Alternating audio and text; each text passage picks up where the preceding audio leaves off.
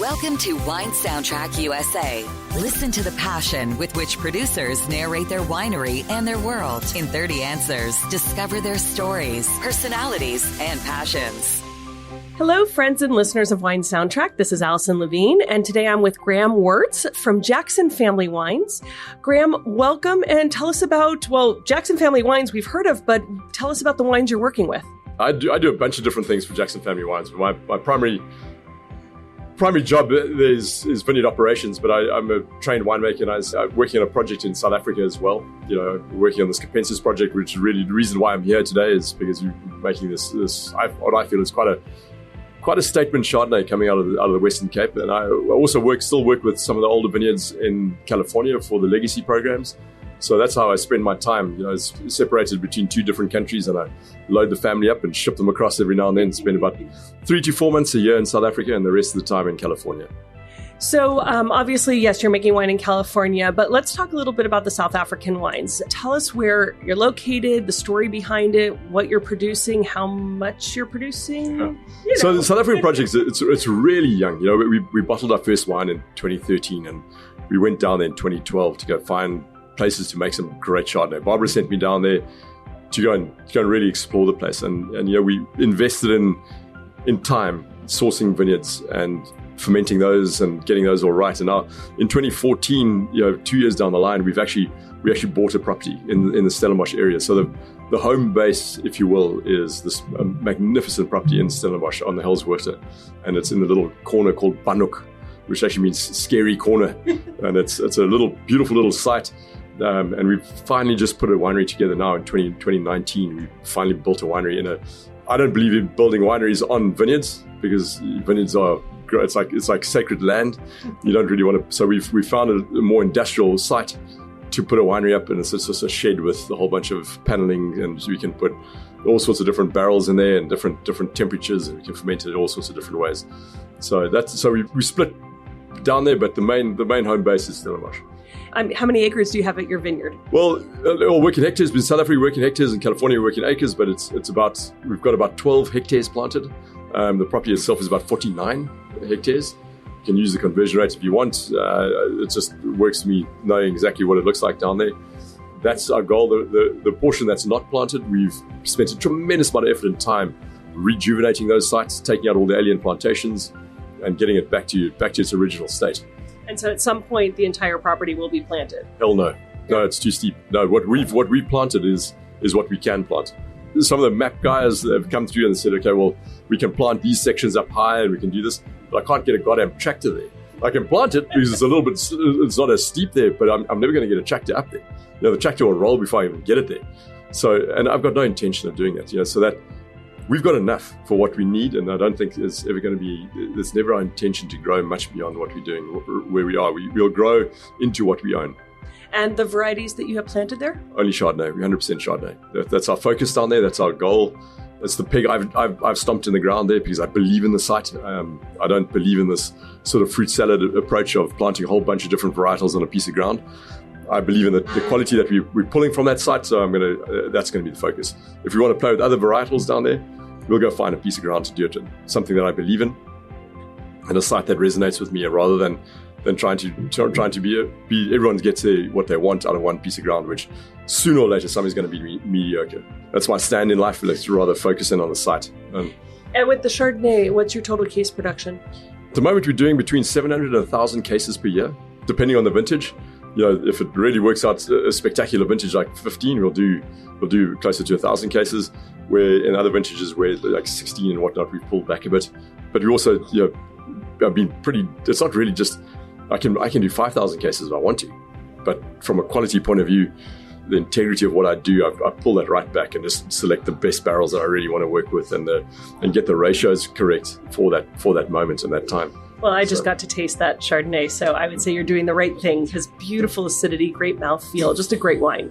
Yeah, no, I don't toot my own horn. I'm not gonna say it, but no, that's what I'm here for. Exactly, but South Africa's really got an opportunity. I think from a global perspective, to make phenomenal wines. You know, white wines, red wines, you name it. There's an opportunity there if you pick your sites out correctly and do your combination of your rootstock and your varietal selection and your clonal selection for that variety.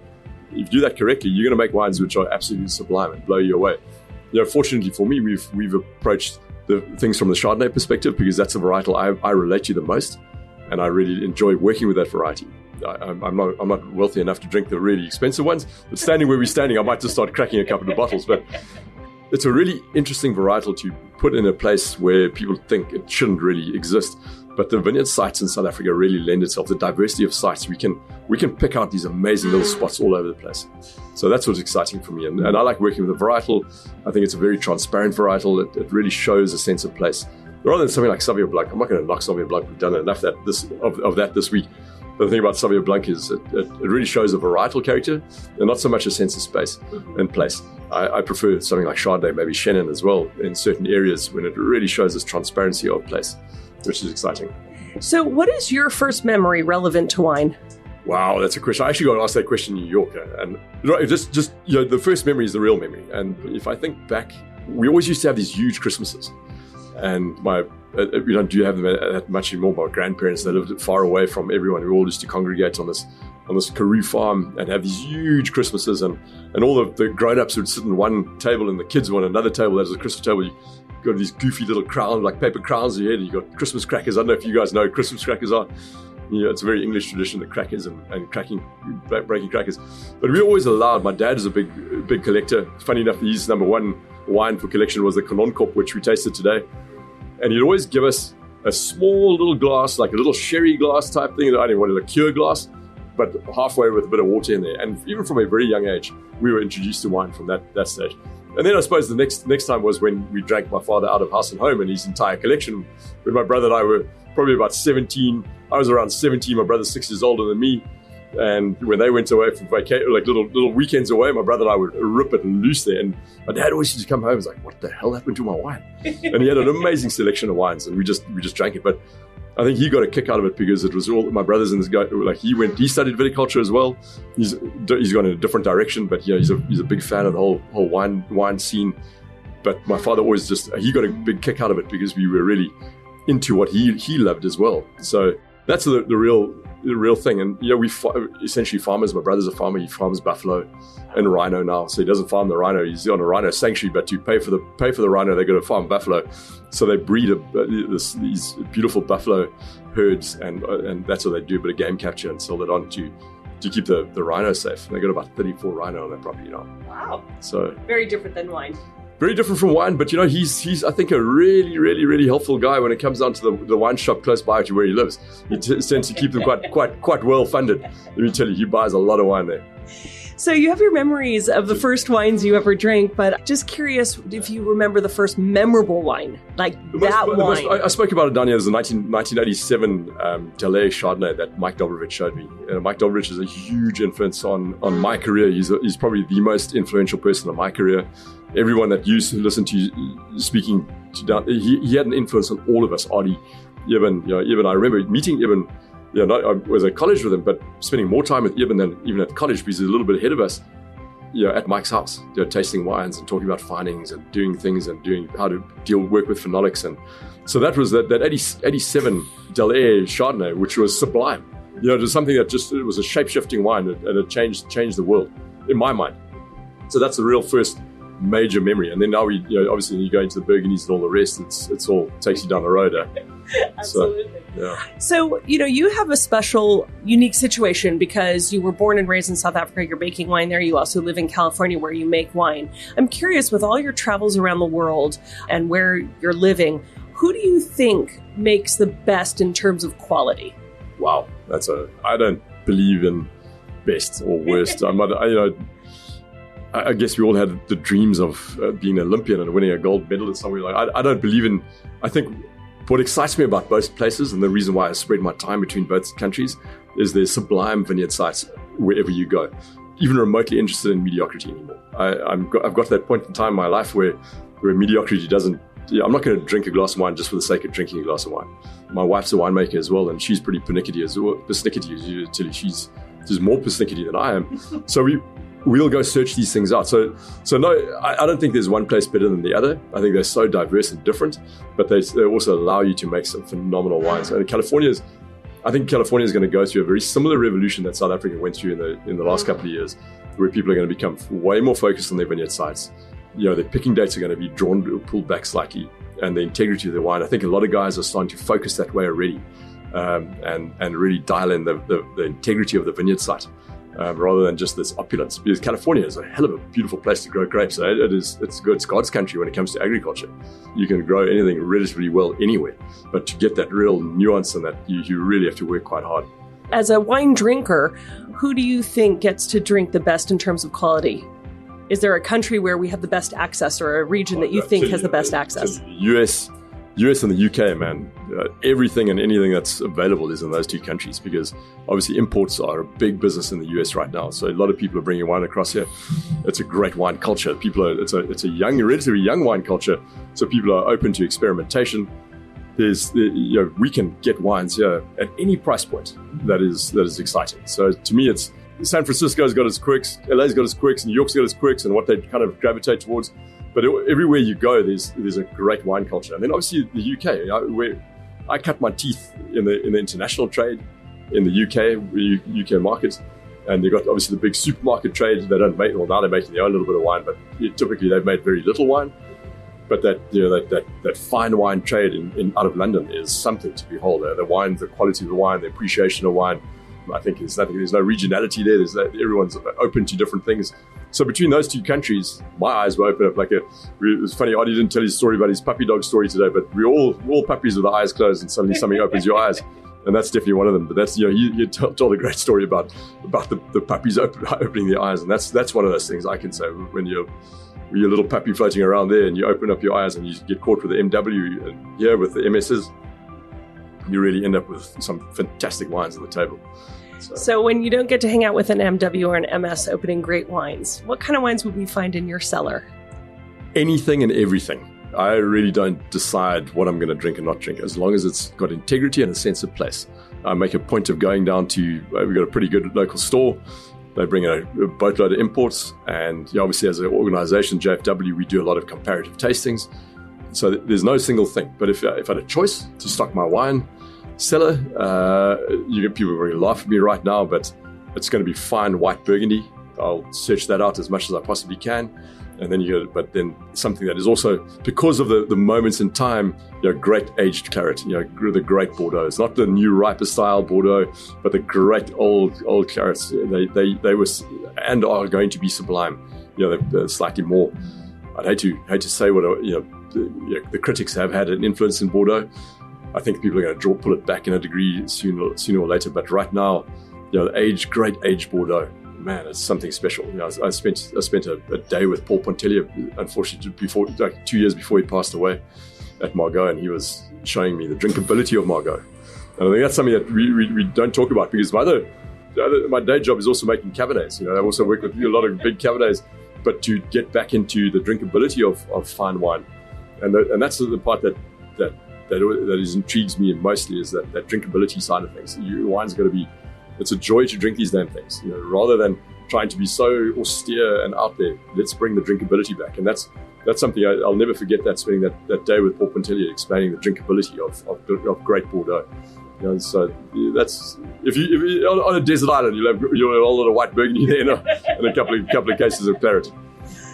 Do you think there's a such thing as a perfect variety? Oof, no, there's perfect sites, and you've got to match the variety to the place. If you had a perfect variety, that's all we've got to drink. We've got such a diversity of landscapes globally.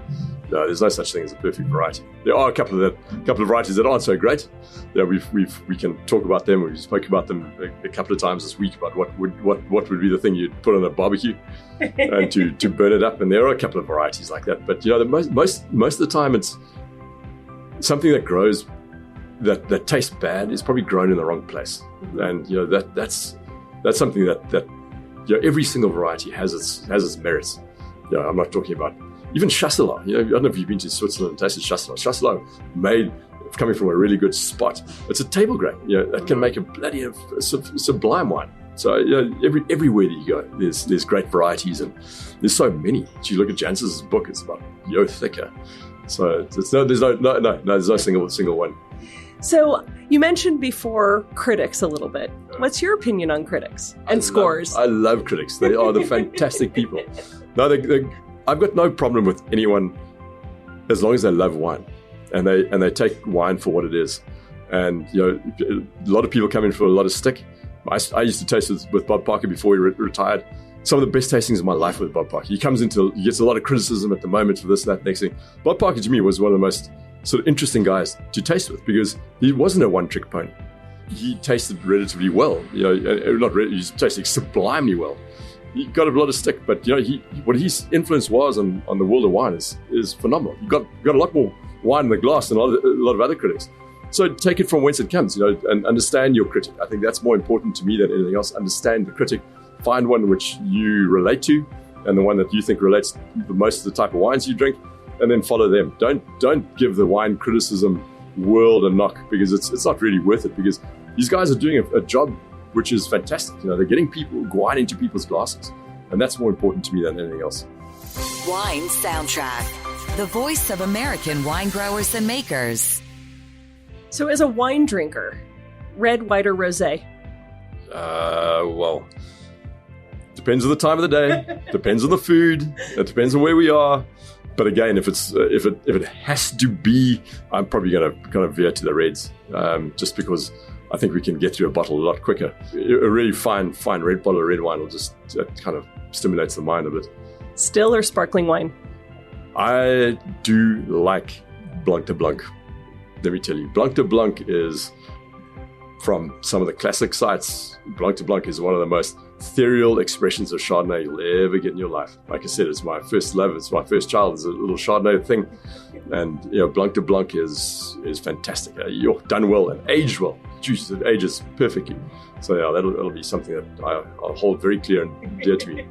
So when it comes to drinking wines and pairing with food, do you have a particular approach that you take? Do you think that there are the rules that you have to follow, or how do you approach it? No, I don't have any like solid rules. When I drink wine, I eat food. As long as there's plenty of both, I'm happy. As long as there's plenty of both, I'd like to believe we know how to. When you get a high-end wine professional pairing your food at a fine restaurant where a chef and the wine professional that's there, the somm or whatever you want to call them, that's putting it together that is a special experience. And I'll never claim to be able to do that. I don't think I'm very good at that. But when I do drink wine, it's got to be there's got to be lots of it. There's going to be a lot of food as well. Can't be little minor portions. Fair enough. So for somebody who has not had the opportunity to taste your beautiful Chardonnay from South Africa, what do you think they're missing out on? I think they're missing out on an experience. I think that not only is it a Chardonnay out of South Africa, it's an expression of South Africa.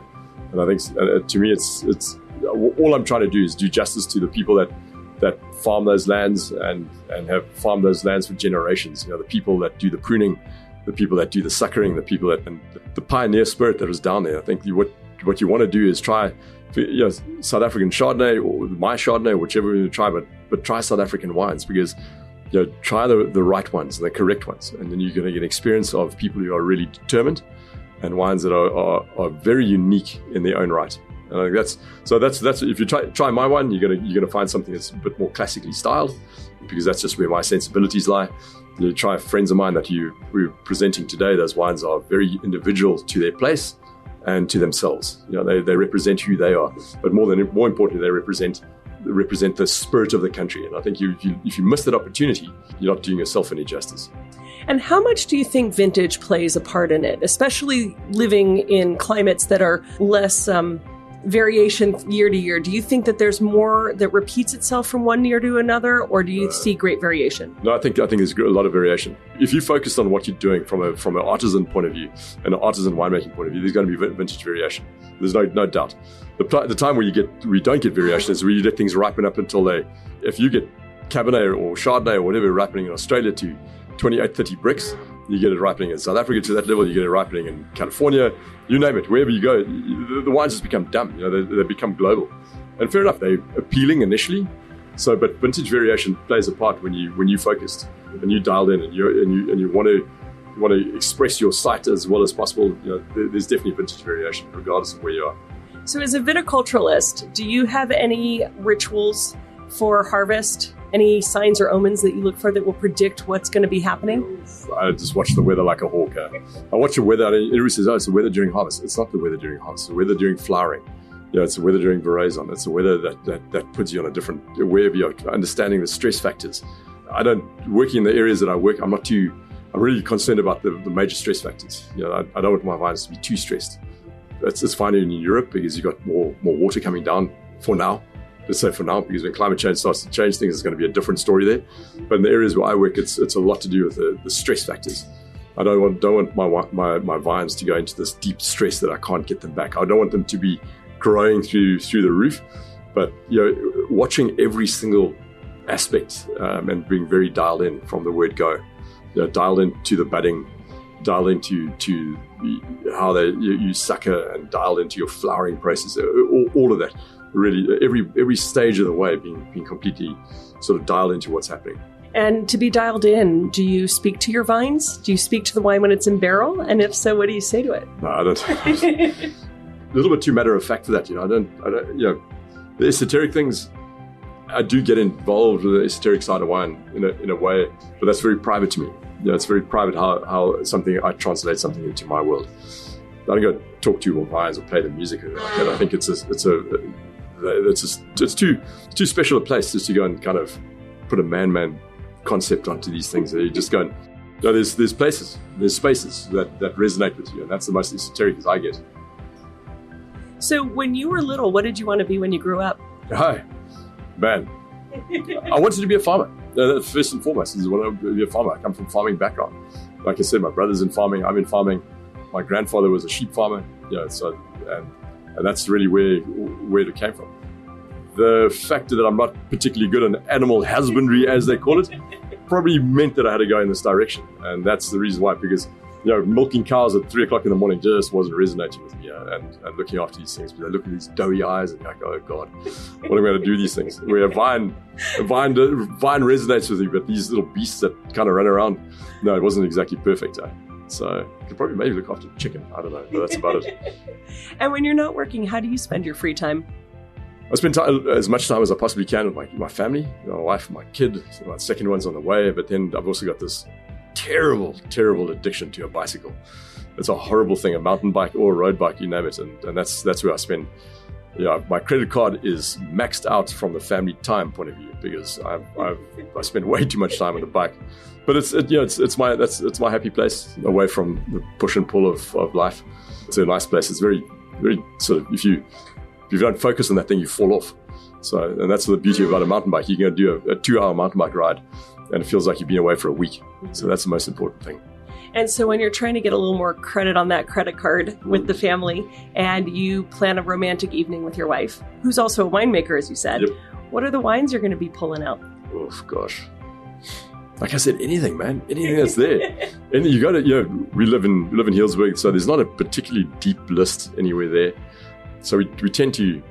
I get into trouble because I haven't had a romantic night for a long time. I get into a lot of trouble for that. But you're going to have to start planning. But then we'll go and search something out. I'll go and find something that's in the cellar, and we'll just go through a bunch of them. But every now and then I go find something interesting, and my wife's into Pinots, and we'll try and find some decent Burgundy and see what it looks like. Yeah. What is the best piece of advice you ever received? Yeah, that came from a guy like you said, Mike Dobrovich he said, always be observant. I think that's the most important piece of advice that I've ever heard from anyone. Because you've got to be observant in your vineyard, you've got to be observant in your winery, you've got to be observant in every, the environment around you and the people that are around you. You just got to be observant and receptive as well to what the world's telling you. So that's probably the most sublime. Knocked me over the head one day. I said, you weren't observing this, and you've got to be observant. You've got to understand what's coming down the line, and anticipate. You can only anticipate something if you're observing what's happening in the present. And that's probably the most important sort of information he ever gave me, is observe your space. And that's important, especially from a winemaking point of view and a vineyard point of view. You've got to anticipate, you've got to see what's going on. And if you could offer advice to our listeners, what piece of advice would you like to share? Oh gosh, I'm not helpful for people from it. Just drink more and be more. If your listeners or anyone's taking their time to listen to this, be experimental. Go and find out different places. Don't be so stuck in a rut. Go and try different wines from different places, and there's going to be some howlers there as well that you're going to go, whoa, God, I'll never drink that again. But you'll find little spaces and places which are exciting. So go and explore. Don't just get caught up with the classics. Go and explore different things, different places, varietals, everything. That's the most important thing I can say for this group. And if you look back at your work, what would you say your proudest achievement to date is? Ooh, my proudest achievement. In work. Because obviously family is a priority. Look, I think this Capensis project I'm working on right now, because it is so close to my heart. It's a young project. It's something that, working at Stone Street when I started there with Jess was a very proud moment for me, because coming from South Africa, I was like the only South African winemaker in the whole of California at that time. There were a couple of other guys that come through. There were some assistant winemakers, but now I got poached from there. I was very proud at that time. But then going back and working on this Capensis project and getting the response of people is really, I'm very proud of that. I'm very proud because I'm super proud of the country. There's things there that you can never imagine happen to people and things, and some stuff that we're not proud of. But what I'm more proud of than anything else is the fact that that's a country that's never going to disappear. It's not going to be just a failed state. Things are going to go there, but they will always figure it out. And I'm proud to be standing behind South African wines. I really am. It sounds crazy, but being a dual citizen that I am, there's a tremendous amount of pride in what we can do down there, and showing the rest of the world. It's a little dark spot at the bottom of Africa, but it's not really. There's a lot of light down there. That's fantastic. So complete the sentence for me. A table without wine is like? No, it's just a waste of time. It's not like anything. It's a waste of time. A table without wine, forget about it. It's a waste of time. Okay, so if a famous person from any walk of life is sitting at a table and paparazzi come and shoot them eating dinner, and in the back of that photo is a bottle of your wine sitting on the table, who would you want that person to be? Ooh. Try to ask the question in a long-winded way to give you time to think about this. That's a tough call, eh? It was someone, look, a guy that opened my eyes. We're talking about, go back to Artie's reference of the puppy dogs. The person that opened my eyes to a different way of life, and I would have always liked to have shared a glass with someone like Nelson Mandela. I think if you look at a moment in time that I would have loved to have shared a glass with. I don't know if you drank wine or not. I don't think in Robben Island you probably didn't get a hell of a lot of wine down there. But if there's somebody that I would have loved to have been able to meet and shared a glass with, or a glass of water with, I think that would have been Nelson Mandela, because anyone who's got that amount of patience and that amount of humility was just amazing. So, as a winemaker, what's one area in the world you'd still like to explore? Or what's at the top of the list? It's going to sound weird, but I want to go taste it. I want to go down to Central Otago. I want to go see what they're doing. I've done Europe many times, the vast majority of Europe.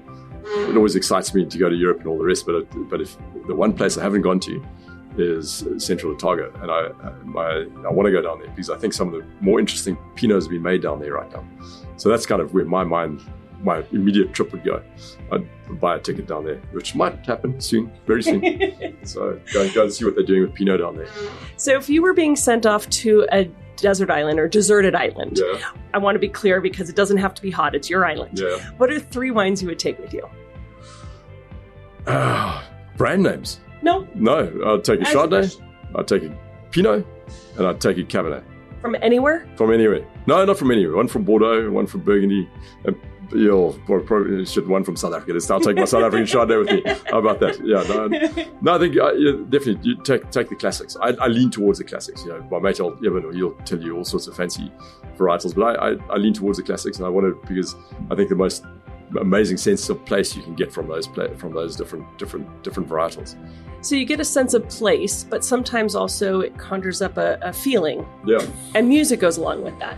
So just that, a style of music or a musician of particular for those 3 wines. So for your South African, how about your Chardonnay? I'm not sure. I don't know. I can't tell you this because it's a variety. I don't stick with one thing. I've got a whole bunch of different things that what I do like is a Sonos thing. You can dial in like a station. You can start listening to music, and you can listen to a whole variety of music at one time. So No, not one single thing. You got to come to one or two of the parties at my house. It gets pretty rough and tumble, and there's no single genre or anything. It just flows from one thing to the next. So like your food and wine pairing, your music and wine is the same. It's just bring it both on and bring what works. And let's you. If it's good, it's good. If it's bad, it gets turned off and thrown away. So there's no. I'm not that regimented. I'm too inquisitive for that. To have one thing or one time. I want to experience as much and as many things as possible at one time. Well, then I won't pressure you anymore. No. But Graham, I want to thank you for joining us today. Tell you what we listen to in the winery. Okay. Mozart. Okay, classical. Classical music in the winery. That's what we listen to in the winery. People stay focused with that nonsense. So that's they're definitely in the winery. It's it's an observant, focused place that we listen to. Right, music that doesn't distract you. But it dials your head in, focuses you in. Yeah. Well, fantastic. There we go. Graham, thank you so much for joining us today. And before we go, can you let our listeners know, is it possible to visit the winery in South Africa? Within the next year, yes. You can visit the property, but we're not open for tastings yet. We're busy building a tasting room. It's taking a bit longer than it's wet there at the moment. It's taking a bit longer than expected, but you can visit the property and you can come taste some wines, but there's no sort of tasting room per se. But you can definitely go and visit the property at any time. And where can people find these wines? Are they around the world? They are around the world, predominantly in the US. They are in the UK as well, and I think there's a little bit in Belgium. But we make so little. Our main focus is South Africa, the US, and a little bit the UK. Fantastic. Yeah. Thank you so much. And do you have a website people can go to? Yeah, it's capensiswines.com. Okay. Yeah. Great. Well, thank you and have a great afternoon. Cool. Thank you. Thanks for your time. Thanks for listening to a new episode of Wine Soundtrack USA. For details and updates, visit our website, winesoundtrack.com.